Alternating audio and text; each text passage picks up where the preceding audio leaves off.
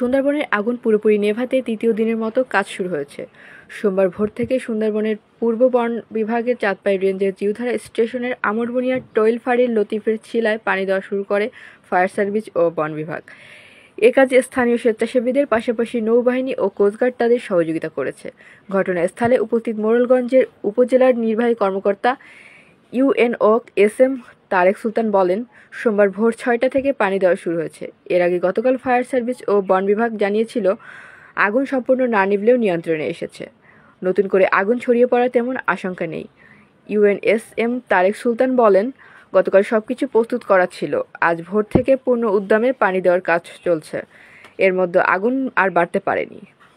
বনের লতিফেরা ছিলা ও ড্রেনের ছিলার মাঝামাঝি এলাকায় আগুন লাগার বিষয়টি গত শনিবার নজরে আসে। এরপর থেকে আগুন নিয়ন্ত্রণের কাজ শুরু করে বন বিভাগ। Community patrolling group, CPG, village tiger response টিমের ভিটিআরটি টাইগার টিম সহ স্থানীয় স্বেচ্ছাসেবী ও বনজীবীরা।